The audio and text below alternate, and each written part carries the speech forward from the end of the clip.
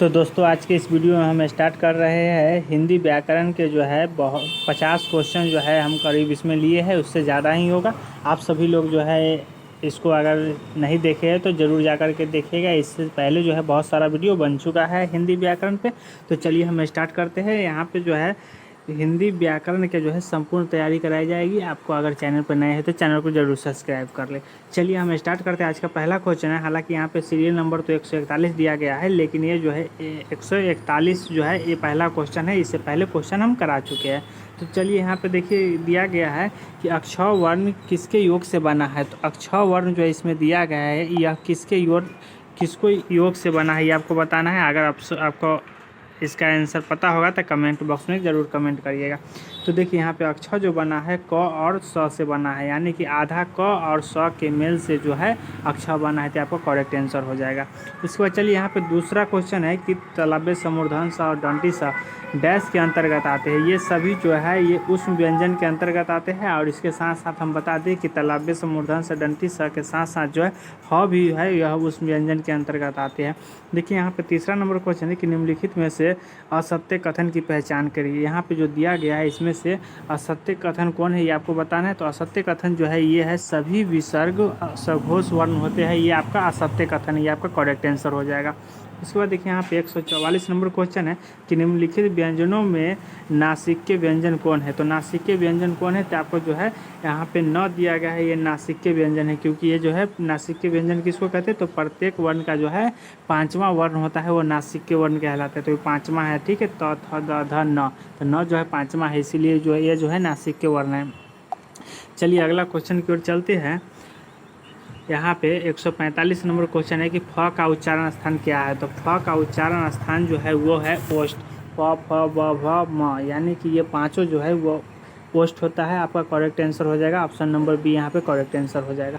146 number question है कि इनमें से संयुक्त व्यंजन कौन सा है, ये आपको बताना है। तो संयुक्त व्यंजन कौन है, तो संयुक्त व्यंजन किसको कहते हैं, तो जो दो वर्णों के मेल से बना है। तो यहाँ पे ज्ञ जो है ये संयुक्त व्यंजन है। तो जैसे कि ज्ञ जो बना है तो ये बना है ज, आधा ज, और यहाँ से जो बनता है तो वो ज्ञ बनता है। तो आपका correct answer option number D हो जाएगा। 147 के क्वेश्चन है कि हिंदी वर्णमाला में स्वरों की कुल संख्या कितनी होती है। तो हिंदी वर्णमाला में जो है स्वरों की कुल संख्या होता है 11। तो 11 ऑप्शन नंबर डी आपका करेक्ट आंसर हो जाएगा। अब देखिए यहाँ पे 148 नंबर क्वेश्चन है कि अनुनासिक का संबंध होता है। तो अनुनासिक का संबंध जो होता है किससे होता है, तो नाक और मुख से होता है। आपका correct answer option number A हो जाएगा। नाक और मुंह से अनुनासिक का उच्चारण होता है। उसके बाद देखिए यहाँ पे 149 है कि कंठ ध्वनि का उदाहरण है। इसमें से जो है कंठ ध्वनि का उदाहरण कौन है ये आपको बताना है। तो आपको करेक्ट आंसर हो जाएगा कंठे का मतलब होता है कंठ से उच्चारण, ठीक है। तो यहाँ पे जो है क ख ग घ अंग, यानी कि ये सभी का जो है कंठ का उच्चारण स्थान होता है क से। तो क ख ग घ अंग ये सभी का उच्चारण जो होता है ये सभी का कंठ से होता है। तो आपका करेक्ट आंसर हो जाएगा ऑप्शन नंबर ए। चलिए अगला क्वेश्चन की ओर चलते हैं। यहाँ पे देखिए कि दंते वात्सल्य अल्पप्राण अघोष वर्ण का उदाहरण कौन सा है। इसमें जो दिया गया है जिसका उच्चारण दंत से भी होना चाहिए, उसके बाद वात्सल्य अल्पप्राण होना चाहिए और अघोष वर्ण होना चाहिए। तो ये ऐसा वर्ण कौन सा है, तो देखिए दंत का उच्चारण इसमें से केवल एक दिया गया है जो कि त होता है। तो त का उच्चारण स्थान जो होता है वो दंत से होता है। तो आपका करेक्ट आंसर हो जाएगा ऑप्शन नंबर डी। इसका देखिए 151 नंबर क्वेश्चन है कि निम्नलिखित में से अघोष और महाप्राण ध्वनि कौन है। तो अघोष और महाप्राण ध्वनि जो है वो कौन सा है, तो आपका करेक्ट आंसर जो हो जाएगा वो हो जाएगा ख। ख जो है महाप्राण के अंतर्गत आता है। और हम बता दें कि प्रत्येक वर्ण का दूसरा और चौथा जो होता है वर्ण वो होता है महाप्राण के अंतर्गत आता है, ठीक है। तो ये आपका करेक्ट आंसर हो जाएगा। चलिए अगला क्वेश्चन है कि किस समूह में सभी स्वर दीर्घ है। तो किस में सभी स्वर जो है दीर्घ है। तो यहाँ पे आपका करेक्ट आंसर हो जाएगा ऑप्शन नंबर ए, ई बड़ी, उसके बाद ए आई ओ, और ये सभी जो है दीर्घ स्वर है, दीर्घ स्वर के अंतर्गत आता है, ठीक है। यहाँ पे देखिए इसमें री जो है लघु स्वर हो गया, उसके बाद यहाँ पे अलघु स्वर हो गया, अलघु स्वर हो गया। तो आपका करेक्ट आंसर हो जाएगा ऑप्शन नंबर ए। उसके बाद देखिए यहाँ पे किस समूह के वर्णों का उच्चारण स्थान मूर्धा है। तो किस समूह के वर्णों का उच्चारण जो है मूर्धा है। तो आपका करेक्ट आंसर जो हो जाएगा मूर्धन्य स, री और ट, ठ, ये सभी जो है मूर्धा के उच्चारण स्थान है। तो आपका करेक्ट आंसर हो जाएगा ये यहाँ पे। उसके बाद चलिए नेक्स्ट क्वेश्चन की ओर चलते हैं। यहाँ पे कि ये निम्नलिखित में से कौन सा एक सुमेलित निम्नलिखित में से कौन सा एक सुमेलित नहीं है? तो इसमें से जो है कौन एक सुमेलित नहीं है? तो आपका करेक्ट आंसर जो हो जाएगा इसका ट का उच्चारण दंत से, ट का उच्चारण जो है दंत से होता है, ये जो है सुमेलित यानी कि सही नहीं है, क्योंकि ट का जो है उच्चारण होता है वो होता है KTM, यानी कि के से होता है क ख ग घ, टी से होता है तालु, एम से मुर्धा और दो DO। तो यहाँ से क ख ग घ, च छ ज झ, ट ठ ड ढ, यानी कि ये जो है मूर्धा से होता है। ठीक है, यहाँ पे आपका करेक्ट आंसर हो जाएगा ट का उच्चारण स्थान दंत से होता है, ये क्योंकि दंत से जो होता है वो त थ द ध का उच्चारण स्थान होता है, ये सही नहीं है, तो ये आपका करेक्ट आंसर हो जाएगा। 155 नंबर क्वेश्चन है कि य र ल व को कहते हैं, य र ल व को क्या कहते हैं? तो आपका करेक्ट आंसर जो हो जाएगा वो हो जाएगा यहाँ पे अंतस्थ व्यंजन। अंतस्थ व्यंजन आपका करेक्ट आंसर हो जाएगा ऑप्शन नंबर ए। उसके बाद देखिए इनमें से यहाँ पे कौन सी दो ध्वनियों को अयोग वाह कहते हैं? इसमें से कौन सी दो ध्वनियों को जो है अयोग वाह कहते हैं? तो आपका करेक्ट आंसर जो हो जाएगा अनुस्वार और विसर्ग को जो है अयोग वाह कहते हैं। आपका correct answer option number A हो जाएगा। उसके बाद चलिए यहाँ पे इनमें से किस वर्ग में ऊष्म ध्वनियाँ हैं? तो इसमें से किस वर्ग में जो है ऊष्म ध्वनियाँ हैं? तो आपका करेक्ट आंसर जो हो जाएगा मूर्धन स, दंड स, ह और तलबे स, मूर्धन स, दंड स और ह, ये चारों जो है वो ऊष्म ध्वनि है। ठीक है, तो ये आपको पहला क्वेश्चन में ही आज के क्वेश्चन में बताया है। उसके बाद है 158 नंबर क्वेश्चन कि इनमें से कौन सी ध्वनियाँ संयुक्त स्वर है? इसमें से कौन सी ध्वनियाँ जो है संयुक्त स्वर है? तो आपका करेक्ट आंसर जो हो जाएगा वो हो जाएगा आपको आई और ओ, यानी कि ऑप्शन नंबर ये आपका करेक्ट आंसर हो जाएगा। चलिए अगला क्वेश्चन की ओर चलते हैं। यहाँ पे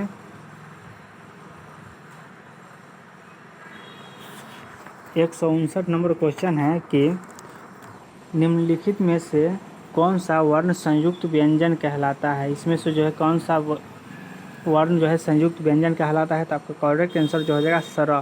सर जो है संयुक्त व्यंजन कहलाता है। आपका correct answer option number D हो जाएगा। चलिए अगला क्वेश्चन की ओर चलते हैं। यहाँ पे अगला क्वेश्चन है कि किस वर्ग के सभी ध्वनियाँ मूर्धन्य है? किस वर्ग की सभी ध्वनियाँ जो है मूर्धन्य है? तो आपका करेक्ट आंसर हो जाएगा ट, ठ, ड, ढ, न, ये सभी जो है मूर्धन्य है। आपका करेक्ट आंसर हो जाएगा ऑप्शन नंबर डी।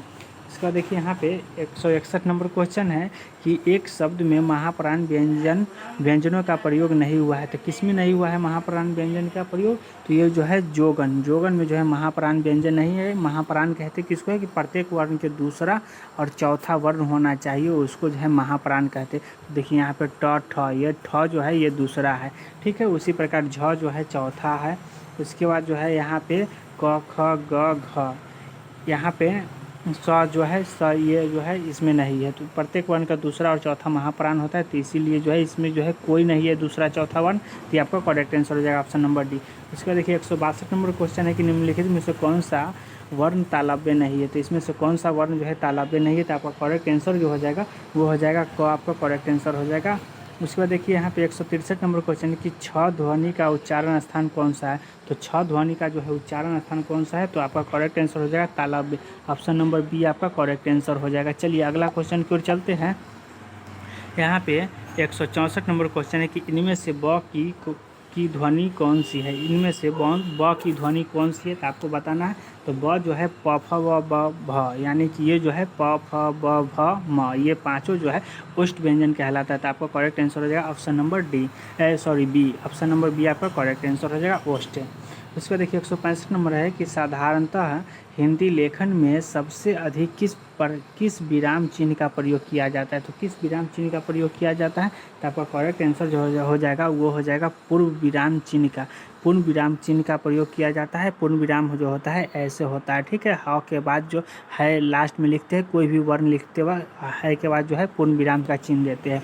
उसके बाद चलिए यहाँ पे नेक्स्ट क्वेश्चन है कि इनमें से कौन सा व्यंजन संयुक्त व्यंजन का उदाहरण है? इसमें से कौन सा व्यंजन जो है संयुक्त व्यंजन का उदाहरण है?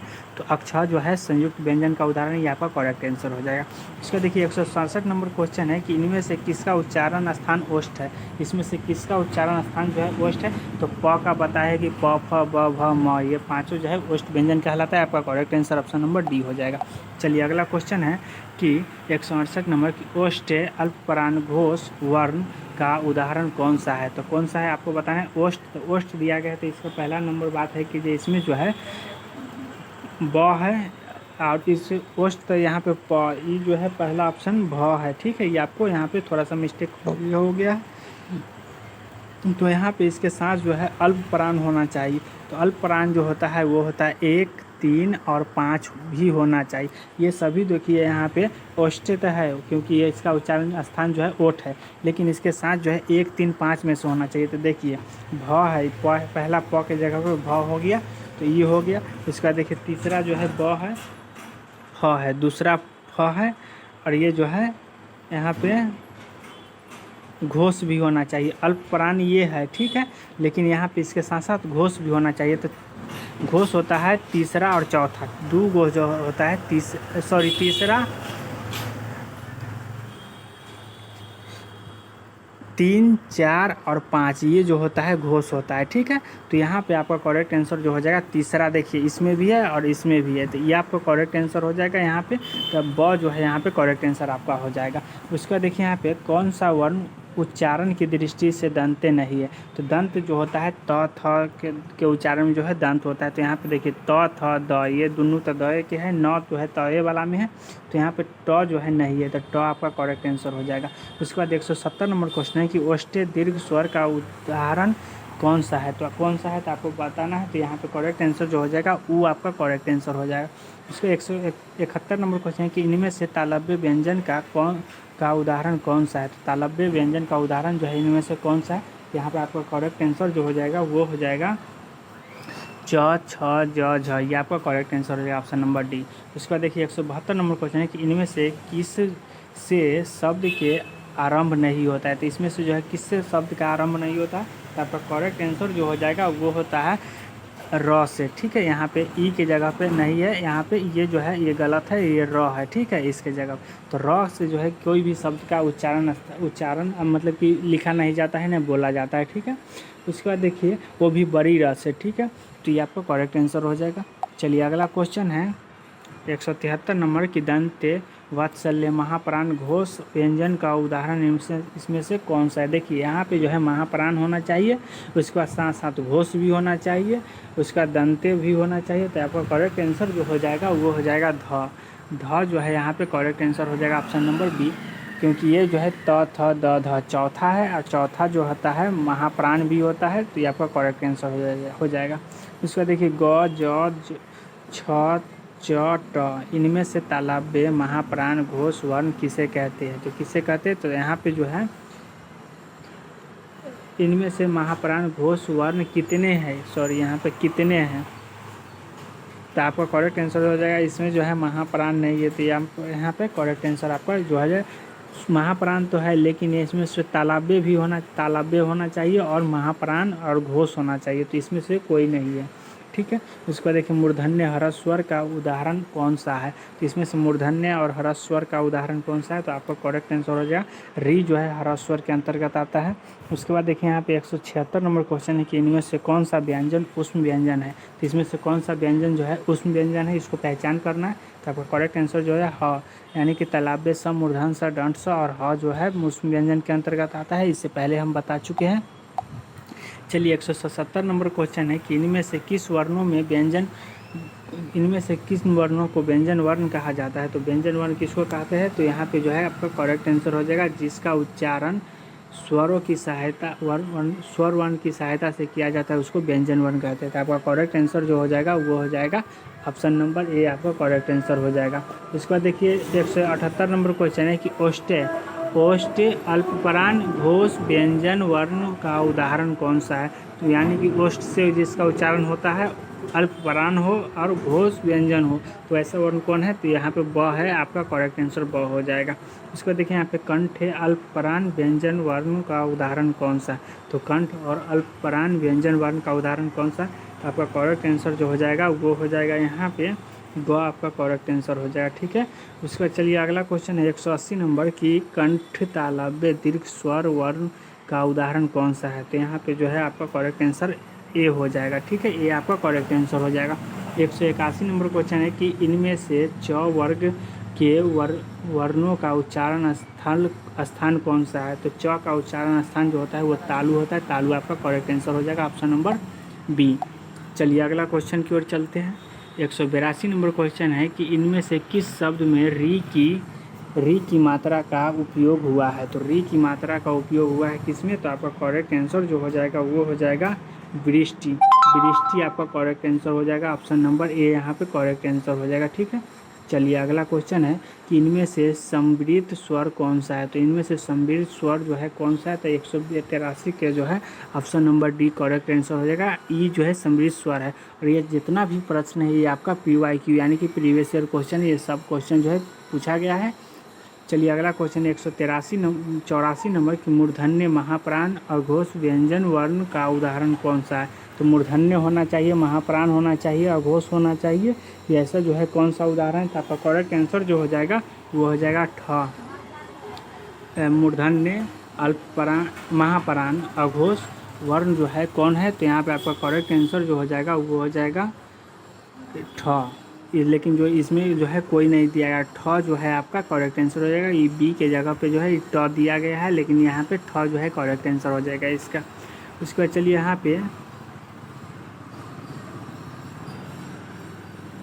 अगला क्वेश्चन है कि तालव्य महाप्राण अघोष व्यंजन वर्ण का उदाहरण कौन सा है। तो कौन सा है, तालव्य महाप्राण अघोष व्यंजन वर्ण कौन सा है, तो यहाँ पे 6 आपका करेक्ट आंसर हो जाएगा। इसको जो है आप लोग ध्यान में रखिएगा। 186 नंबर क्वेश्चन है कि कंठ महाप्राण घोष व्यंजन वर्ण का उदाहरण कौन सा है।